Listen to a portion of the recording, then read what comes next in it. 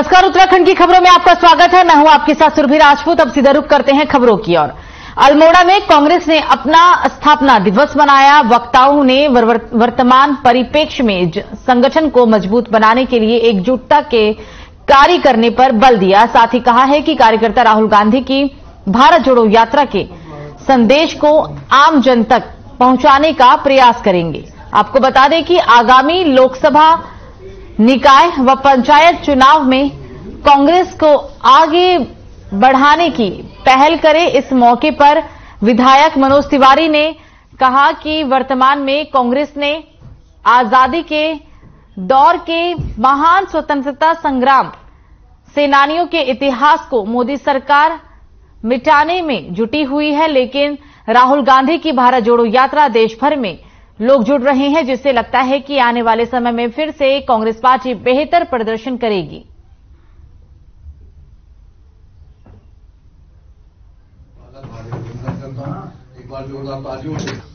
अखिल भारतीय राष्ट्रीय कांग्रेस का 138वां स्थापना दिवस हम लोग मना रहे हैं। उसको कांग्रेस के इतिहास के बारे में बताने की आवश्यकता है, क्योंकि वर्तमान जो दौर दिख रहा है उसमें स्वतंत्रता आंदोलन के इतिहास को मिटाने का काम किया जा रहा है। कांग्रेस के जो महान नेता थे, उनके जो प्राणों की आहुति दी थी, उनके इतिहास को मिटाने का काम किया जा रहा है। तो हमें आज की जो पीढ़ी है उसको ये सब बताने की आवश्यकता है।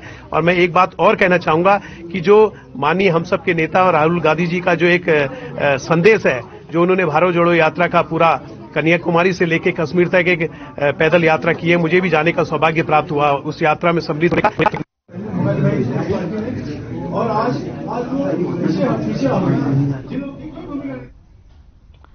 तो वहीं उत्तरकाशी जिले के पुरोला सीट से बीजेपी विधायक दुर्गेश्वर लाल के लेटर हेड का बेजा इस्तेमाल करते हुए डीएम और सीएम कार्यालय को पत्र भेजने का सनसनीखेज मामला सामने आया है। मामले में विधायक दुर्गेश्वर लाल को उस वक्त जानकारी हुई जब इस फर्जी पत्र के उत्तर सीएम और डीएम कार्यालय से मिले। इससे परेशान होकर विधायक ने जांच पड़ताल शुरू की तो पता लगा कि पहले उन्होंने एक विभाग को पत्र भेजा था, जिसकी हुबहू नकल तैयार कर उनके नाम और हस्ताक्षर कर भेजा इस्तेमाल करके उनके इलाके में स्थित एक भूमि पर अतिक्रमण हटाने के लिए पत्र लिखा गया।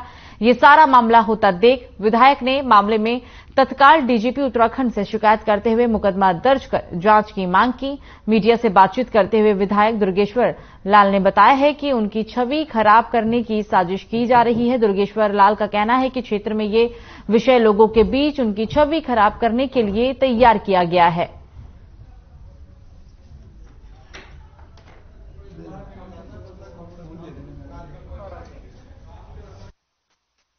उत्तरकाशी को भी एक लेटर दिया गया और उसमें भी यही लिखा है।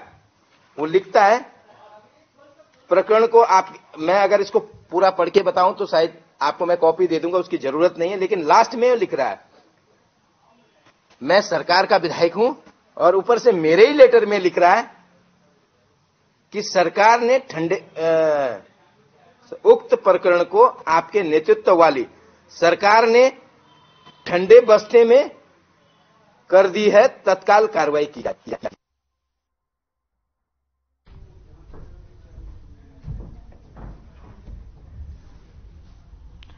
तो मुख्यमंत्री पुष्कर सिंह धामी ने बुधवार को टिहरी झील में आयोजित national championship Tehri water sports cup का उद्घाटन किया। इस दौरान केंद्रीय ऊर्जा मंत्री आरके सिंह भी वहां मौजूद रहे। आपको बता दें कि मुख्यमंत्री धामी ने आयोजन स्थल पर लगे कई स्टॉल का भी निरीक्षण किया, साथ ही पहले सत्र की विजेता टीमों को मेडल भी दिया। इस दौरान मुख्यमंत्री पुष्कर सिंह धामी ने अपने संबोधन में कहा कि ये पहला मौका है जब टिहरी झील में राष्ट्रीय स्तर की इस खेल प्रतियोगिता का आयोजन किया जा रहा है।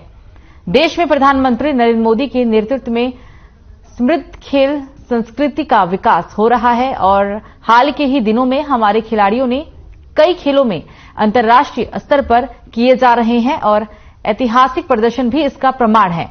मुख्यमंत्री धामी ने कहा कि राज्य में जहां एक और सरकार ने नई खेल नीति लागू की है, वहीं दूसरी ओर सरकार ने नौकरियों में पुनः खेल कोटा प्रारंभ करने का ऐलान भी किया है।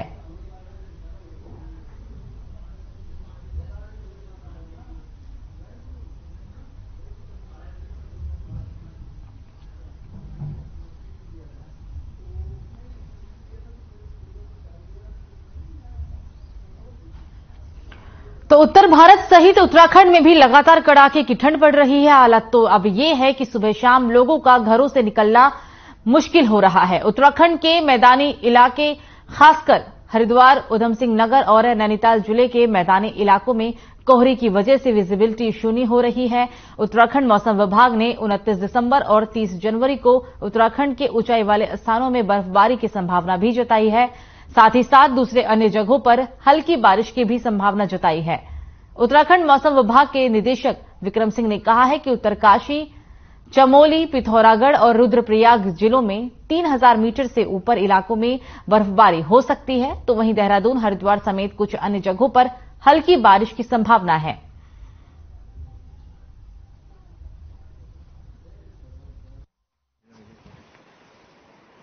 हाँ, बिल्कुल बर्फबारी के लिए वही कह रहा हूं मैं कि जो अंदर के हमारे डिस्ट्रिक्ट है उसमें तो मिलेंगी, और वो जैसे मैंने बोला 3000 मीटर के आसपास के जो क्षेत्र होंगे वहां पे वो मिल जाएंगी, और 2500 तक भी जा सकता है क्योंकि अब तापमान कमी है। तो जो 2500 मीटर तक के भी क्षेत्र हैं, तो जैसा आप कह सकते हैं औली है, हरसील है, ये सब जो क्षेत्र हैं इनमें तो मिलने चाहिए। इसी तरह मुंशियारी वगैरह भी अगर बात करेंगे तो यहाँ पे मिलेंगे।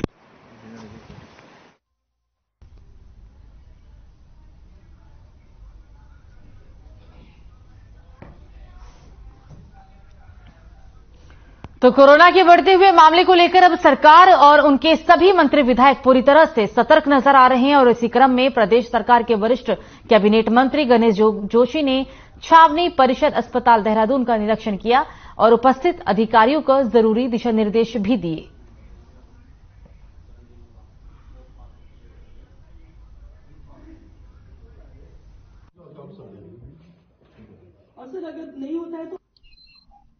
जब कोविड की दूसरी लहर चल रही थी, जगह जगह कोविड सेंटर बनाए जा रहे थे, तो मेरे मन में विचार आया कि कोविड सेंटर की जगह हॉस्पिटल क्यों न बना दिया जाए, क्योंकि इस क्षेत्र की जनता को उसको लाभ मिले।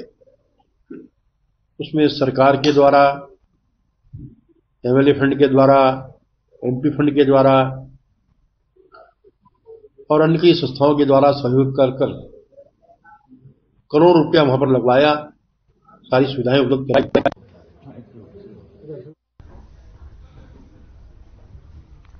तो वहीं अब खबर राजधानी देहरादून से, जहां पर स्वास्थ्य व्यवस्था को लेकर लोग काफी परेशान नजर आ रहे हैं। ताजा मामला आपको बताते हैं, इमरजेंसी सेवा से जुड़ा हुआ है, जहां पर 15 मई 2008 को उत्तराखंड में शुरू हुई 108 आपातकालीन सेवा का बेड़ा अब बूढ़ा हो गया है। लेकिन अब तक इन वाहनों में होने वाले फैब्रिकेशन के लिए महानिदेशालय स्तर से टेंडर नहीं जारी किया गया है।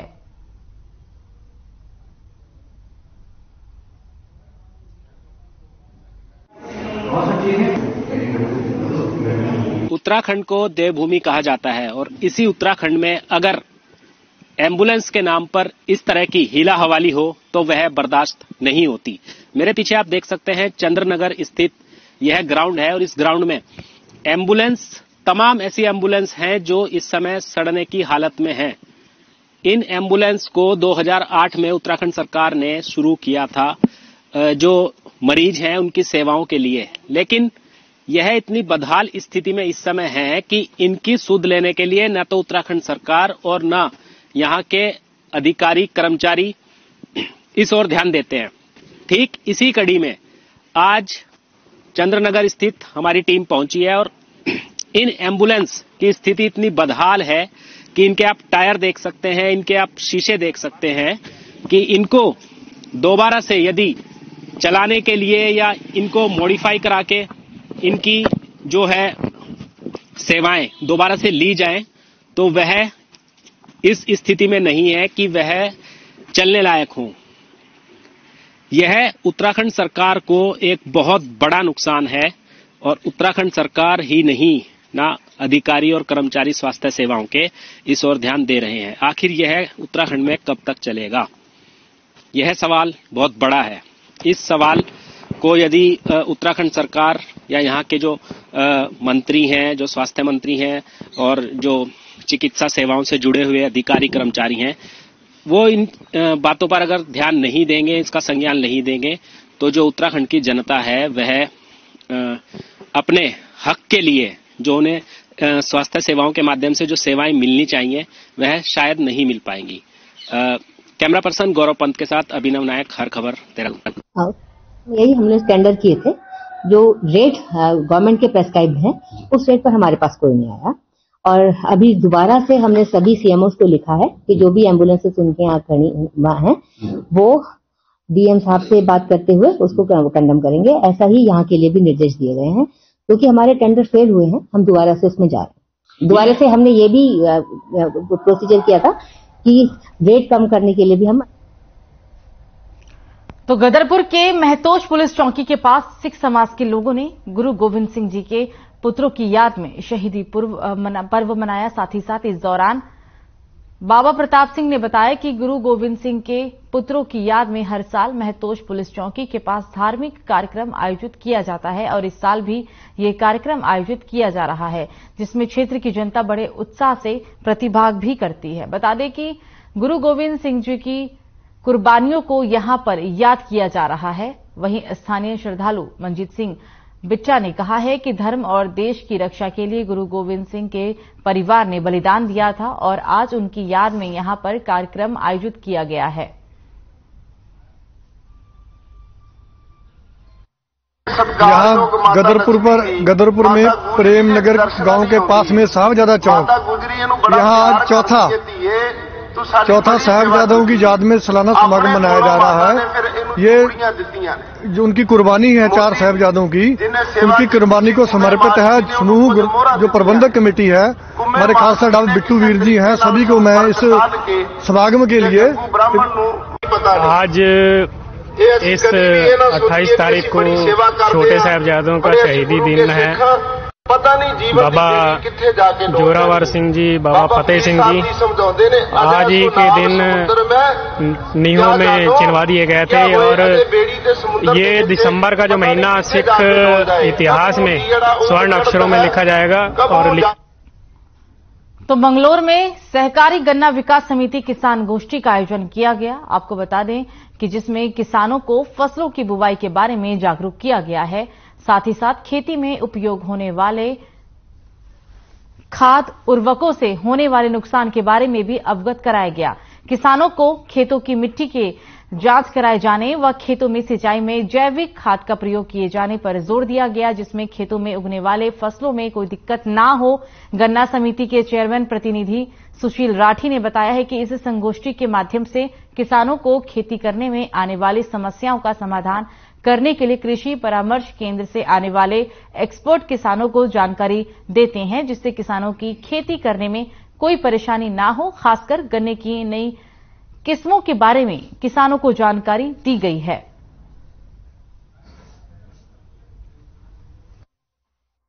हमारे विशेष अनुरोध पर कृषकों द्वारा एक यहाँ पर रबी फसल संगोष्ठी का आयोजन किया गया, जिसमें समिति क्षेत्र के चुनिंदा किसानों को यहाँ पर बुलाया गया। लगभग 150 की संख्या में वो लोग रहे, तो उनको यहाँ पर प्रशिक्षण दिया गया। उन्हें बताया गया कि कैसे हम अपनी गन्ने की फसल को अच्छे से उसको पैदावार बढ़ा सकें, उसकी जो खर्चा है उसकी लागत को कम कर सकें।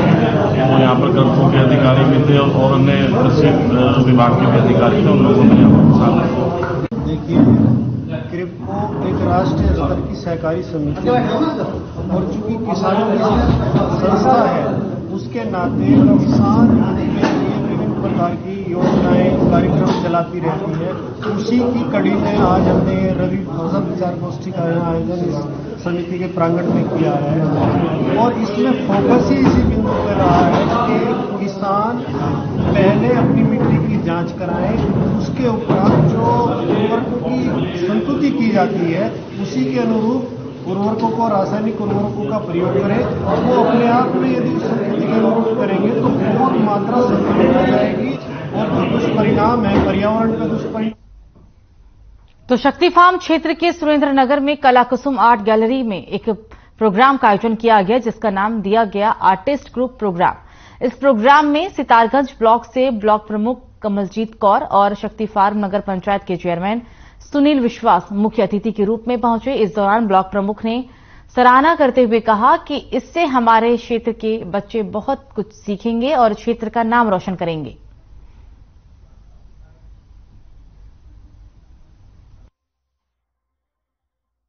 एक दिन क्या रहा तो बच्चे ने बहुत अच्छा काम किया और बाहर बच्चे आए थे अलग अलग स्टेट से। हमारा उत्तराखंड बेस्ड आर्टिस्ट उनका कॉम्पिटिशन बहुत ही अच्छा उभरा था बच्चे के अंदर, कई सारे प्राइज हमने बांटे। उसके बाद आज जो है 27 से 31 तक एक group art exhibition Harvard Bombay का कलाकार है, इसमें इंडिया से मोस्ट अलग अलग स्टेट से आर्टिस्टों का काम है डिस्प्ले हुआ। ये 31 तक चलेगा। नेक्स्ट ईयर नए सोच के साथ दूसरा एग्जीबिशन होगा। आज है ग्रुप आर्ट एग्जीबिशन। आज कुछ अतिथि हमारे ब्लॉक में भी आए हैं, कलाकृति बनाई है, तो ये बहुत ही एक हमारे सारगंज शक्ति भाग के लिए एक बहुत ही सौभाग्य की बात है कि हमारे यहाँ पे एक इतना बड़े आर्टिस्ट हमारे यहाँ से निकल के विदेश तक पहुंचे हुए हैं। तो मैं उन्हें बहुत बहुत बधाई देना चाहती हूँ कि उन्होंने अपनी कला को अपने तक न सीमित रखकर हमारे क्षेत्र में उसका प्रचार प्रसार कर रहे हैं और आगे आने वाली पीढ़ी को भी इस कला क्षेत्र से जोड़ रहे हैं। तो मैं उनका बहुत बहुत आभार प्रकट करना चाहती हूँ और आगे उनसे ये कहना चाहती हूँ कि आगे आने वाली पीढ़ी छोटे छोटे बच्चों को भी इस कला के माध्यम से उनमें इस कला को। तो वहीं उधम सिंह नगर के जसपुर ब्लॉक सभागार में पंचायती राज विभाग की तरफ से चनित मां चैरिटेबल ट्रस्ट ब्लॉकों में प्रशिक्षण दे रहा है। आपको बता दें, जिसमें 6 दिवसीय प्रशिक्षण शिविर का आयोजन किया गया। इसमें 2 दिन ग्राम प्रधानों, 2 दिन क्षेत्र पंचायत सदस्यों, सरकारी विभागों और 2 दिन आंगनवाड़ी कार्यकर्ताओं को विकास लक्ष्यों के लिए प्रशिक्षण दिया जा रहा है। वहीं संस्था के अध्यक्ष धनंजय सक्सेना ने बताया है कि पंचायती राज विभाग द्वारा चलित मां चैरिटेबल संस्था को उधम सिंह नगर के 7 ब्लॉकों में प्रशिक्षण का कार्य दिया गया है, जिसमें हर विकासखंड में 6-6 दिन का प्रशिक्षण आयोजित की गई है।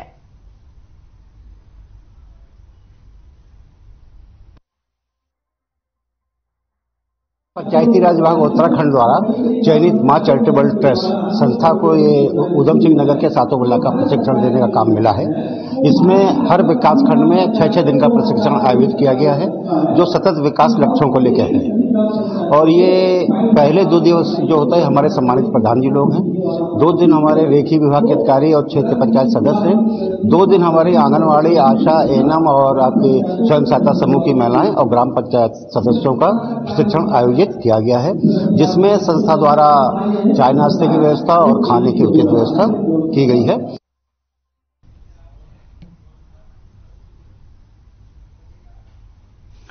खबरों में आगे बढ़ेंगे। हाईकोर्ट के आदेश के बाद हल्द्वानी के बहुचर्चित रेलवे अतिक्रमण मामले में अब जोर पकड़ लिया है। जिला प्रशासन और रेलवे प्रशासन आज से अतिक्रमण हटाने के लिए कार्रवाई शुरू कर दिया है। तो वहीं दूसरी तरफ पीड़ित लोगों ने बनभूलपुरा क्षेत्र में सत्याग्रह शुरू कर दिया। बता दें आपको कि हजारों की तादाद में लोग धरना प्रदर्शन कर अतिक्रमण नहीं हटाए जाने की मांग कर रहे हैं और ऐसे में प्रशासन ने भी अपनी पूरी तैयारियों के साथ साथ मौके पर मौजूद है। वहीं रेलवे अतिक्रमण पीड़ितों के साथ विधायक सुमित हृदयेश, सपा प्रभारी अब्दुल मतीन सिद्दीकी, सपा महासचिव शोएब अहमद व अन्य नेता भी शामिल रहे। वहीं लोगों का यह भी कहना है कि अगर हमारे घर उजाड़ दिए जाते हैं तो हम कहां जाएंगे। पिछले कई दशकों से हजारों की संख्या में परिवार बसा हुआ है, लेकिन आज उनको उजाड़ने का काम किया जा रहा है। स्कूल में पढ़ रहे हमारे बच्चों का भविष्य भी खतरे में आ जाएगा। लोगों का यह भी कहना है कि उजड़ने वाले लोगों में बच्चे, महिलाएं और बुजुर्ग भी काफी बड़ी संख्या में है। ऐसे में हालत में वहां और ऐसी हालत में लोग कहां सिर छुपाएंगे। भाई मैं आपको बताना चाहता हूं कि आज हम लोग जो बैठे हैं, हाई कोर्ट ने जो आदेश दिया था कि 4365 मकानों को हटाकर लगभग जिसमें 40 से 50 हजार आबादी खारिज हो जाएगी। हम यहाँ की सरकार को ये दिखाना चाहते हैं कि ये जो एक छोटा सा टेलर है, अभी सिर्फ हम जो प्रदर्शन कर रहे हैं, या अभी थोड़े से लोग इस सड़कों पर निकल कर आए हैं, तब ये 1000 का हुजूम सड़कों पर है।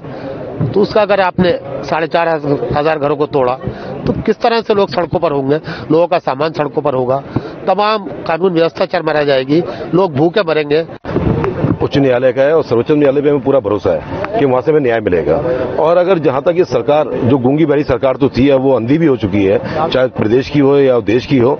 और जिस तरीके से यहाँ के प्रतिनिधि हमारे मेयर जोगिंदर सिंह रौतेला जो बिल्कुल नदारद है इस मुद्दे को लेकर, कहीं दो आदमियों को भी आफत आती है तो शहर के नागरिक होने के नाते और यहाँ के मेयर के नाते उनको यहाँ खड़ा होना चाहिए था। तो ये उनकी सोची समझी साजिश सामने आ रही है, यहाँ के सांसद गायब है। तो मैं समझता हूँ कि इसमें न्यायालय को पूरी तरीके से गुमराह करके जो ये फैसला आया है उच्चतम न्यायालय से, हम लोग उसका सम्मान जरूर करेंगे। देखिए 100 साल पुराने यहाँ लोग बसे हुए हैं और ये बड़े पुराने लोग हैं, कोई नए नहीं है। इनमें कई ऐसे लोग हैं जिन पे फ्री होल्ड के कागज हैं, पट्टे धारक हैं, लीज है, कई सारे विषय, नजूल की खतौनियां हैं। राज्य सरकार ने हाईकोर्ट में पैरवी नहीं करी, इसलिए हमारा मानना है कि ठीक है न्यायालय है, हम उनका सम्मान करते हैं, लेकिन राज्य सरकार की पैरवी बहुत ही कमजोर, क्या मौजूदगी ही नहीं थी राज्य सरकार की। 1 मिनट के लिए, 1 अंश के लिए, आधे सेकंड के लिए भी राज्य सरकार ने यहाँ के लोगों की पैरवी नहीं करी। हम लोग सबकी संयुक्त जितने राजनीतिक दल हैं सड़क से सदन तक मांग रही, यही मांगे हम लोगों की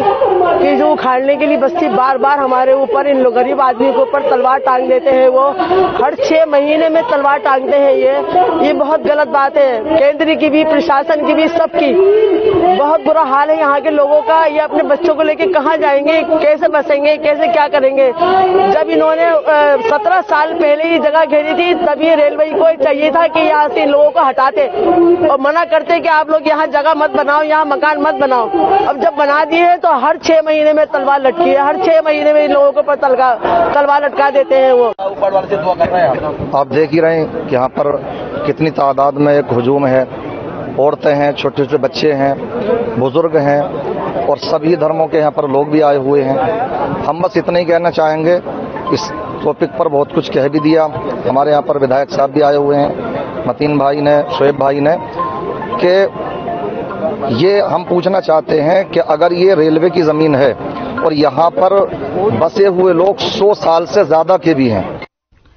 तो वहीं नए साल के मौके पर भारी संख्या में लोग पहाड़ी क्षेत्रों का रुख करते हैं। मसूरी, ऋषिकेश, देहरादून, हरिद्वार, सहस्त्रधारा जैसे जगहों पर पर्यटक जाना पसंद करते हैं।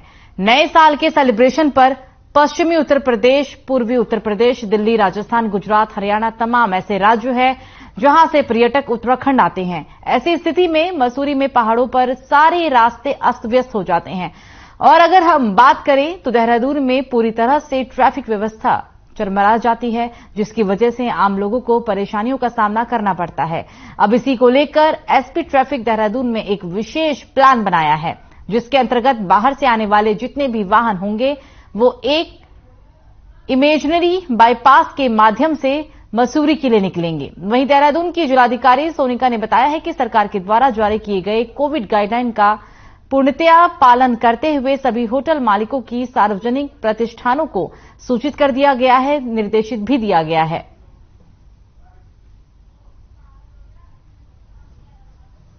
क्योंकि मेनली ट्रैफिक का लोड इस समय में बहुत ज्यादा रहता है। जो भी टूरिस्ट आता है वो मसूरी की तरफ जाता है या शहर में भी काफी लोड रहता है। उसके लिए एसएसपी साहब से और जो हमारे मजिस्ट्रेट्स हैं उन सभी को इंस्ट्रक्शंस हैं कि उन दिनों कम से अपनी पूरी तरह से तैयारी रखें और कोशिश करें कि लोगों को कम से कम असुविधा हो। कोविड की जैसे एसओपी हमें मिली है स्टेट गवर्नमेंट से, उसी तरह से हमारे द्वारा भी जारी कर दी गई है और कोविड अप्रोप्रिएट बिहेवियर को फॉलो करने के लिए सभी से अपील भी की गई है। नए साल का जो ट्रैफिक प्लान रहेगा वो बहुत ही साइंटिफिक तरीके से हमने डिफाइन किया हुआ है।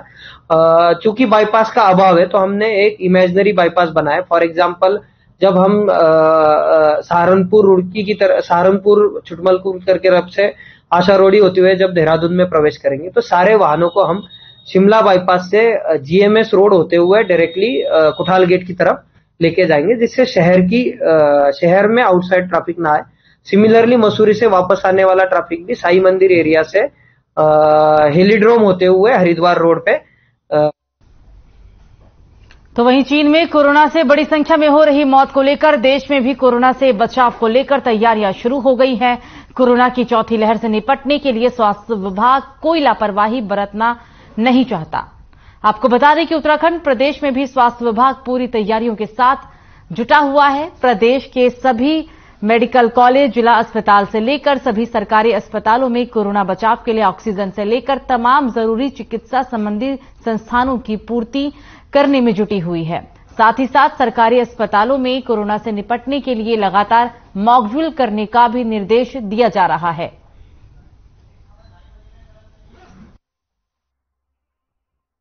जैसे कि आपको पता ही है कि चाइना में जो केसेस अचानक से बहुत बढ़े हैं, आसपास के जो देश है सभी देशों में बहुत केस बढ़ गए हैं। उसी स्थिति को देखते हुए हमारे स्वास्थ्य महानिदेशालय ने भी हम लोगों को सजग किया और उत्तराखंड में अभी व्यवस्था बहुत अच्छी है। और इसी क्रम में आज हम सामुदायिक स्वास्थ्य केंद्र मंगलौर की बात करूं तो हमारे यहाँ पर प्रचुर मात्रा में ऑक्सीजन की अवेलेबिलिटी है। ऑक्सीजन कंसंट्रेटर हमने सभी बेडों पर लगा दिए हैं। मेडिसिन भी हमारे पास पूरी है। एंटीजन किट, टेस्टिंग किट हमारे पास पूरी है। यहाँ पे 10 हमने आइसोलेशन बेड जो जिसपे गैस पाइपलाइन है वो फिट हो गई है, ऑक्सीजन की है, उनको हमने चेक भी कर लिया है, तो रिफिल का भी करा रहे हैं उसको। बाकी पेटेंसी हमने चेक कर लिया सिलेंडर लगा के। उसके अतिरिक्त हमारे पास में ऑक्सीजन कंसंट्रेटर है 13 है, वो भी सफिशियंट है। उसके अलावा हमारे पास ऑक्सीजन के सिलेंडर्स भी हैं, वो भी सफिशियंट है, कुछ भराए जा रहे हैं। तो इस प्रकार से जो प्राथमिकता में हम यहाँ पे किसी भी जो फर्स्ट टाइम पे अगर कोई ऐसा इंसिडेंस होता है, लोग आते हैं, तो हमने अपनी सामुदायिक स्वास्थ्य केंद्र मंगलौर के स्तर पर पूरी तैयारी कर ली है और इसको और तैयारी कर। तो पौड़ी जिला चिकित्सालय पहुंचे कोरोना नियंत्रण के नोडल अधिकारी और उप जिला चिकित्सालय श्रीनगर के सीएमएस गोविंद पुजारी ने कोरोना के हालातों से निपटने के लिए जिला अस्पतालों में व्यवस्थाओं का निरीक्षण किया। साथ ही साथ आपको बता दें कि ताकि कोई कोरोना के हालातों से निपटा जा सके, इस दौरान नोडल अधिकारी ने जिला चिकित्सालय में मौजूद ऑक्सीजन कंसंट्रेटर समेत ऑक्सीजन प्लांट का भी निरीक्षण किया।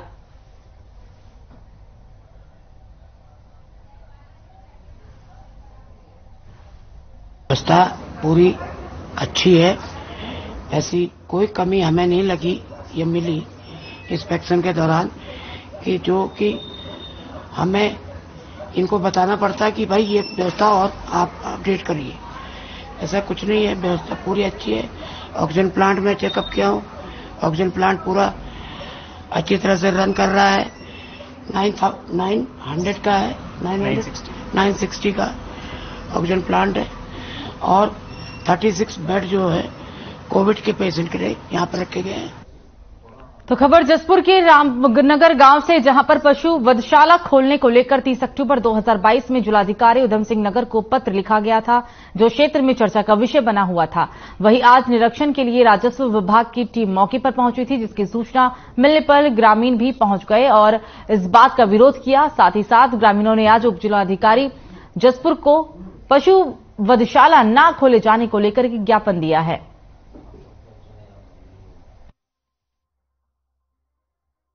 एक डीएम साहब को जमशीदा बेगम द्वारा एक प्रमाण पत्र दिया गया, एप्लीकेशन दी गई थी यहाँ पे सिलेक्टर हाउस खोलने के, उसमें जो कि हम लोगों ने उस समय भी विरोध किया था, तो उस समय ये जांच रुक गई थी। कल एसडीएम महोदय द्वारा एक लेटर जारी हुआ कि यहाँ का एक टीम गठित करके इसका निरीक्षण कराया जा रहा है। इसलिए हम सुबह ही सब जने यहाँ पे गाँव के लोग और हमारे साथ रवि कश्यप जी, अजय भाई, सब जने इकट्ठे होके, चौबे जी वगैरह सब बजरंग दल इकट्ठे होकर यहाँ पे पहुंचे, लेकिन यहाँ पे अधिकारियों द्वारा वो सर्वे कैंसिल कर दिया गया। हम लोग खड़े हैं, ये प्रस्तावित वो स्थान है जहाँ पर गुसलखाने का योजना बनाने की है। तो पहले भी यहाँ ये विषय आया था, आज फिर एक जांच टीम यहाँ आने वाली थी। तो मैं बता दूं कि ये हिंदू बहुल क्षेत्र है, स्कूल पास में है, मंदिर भी पास में है और दोनों गांव जो बिल्कुल निकट हैं, आधा किलोमीटर की दूरी में है, वो हिंदू बहुल क्षेत्र है। और इससे पूरे क्षेत्र की जनता, कोई एक जाति नहीं, पूरे क्षेत्र की जनता आहत है, जनता में आक्रोश है। और मैं पुरजोर तरीके से प्रशासन से ये अपील करता हूँ कि इस प्रकार के कोई भी कार्य इस क्षेत्र में न होने पाए। आवेदन आया है स्लॉटर हाउस को बनाने के लिए, उसमें आज एक संयुक्त निरीक्षण होना था, क्योंकि आज जिला ये पूरे स्टेट में मॉक ड्रिल भी चल रही है, तो उस कारण से इसे थोड़ा सा निरस्त करना पड़ा, क्योंकि कुछ टीम इसमें जो हॉस्पिटल से भी आनी थी, तो उनकी लगातार उसमें मॉक ड्रिल का चल रहा था, तो इस कारण से ये कैंसिल किया गया। तो इसी को लेके ग्रामीण जो थे उनके द्वारा ज्ञापन दिया गया है कि पशु वधशाला यहाँ पर ना खुले। फिलहाल खबरों में मुझे दीजिए इजाजत। नमस्कार।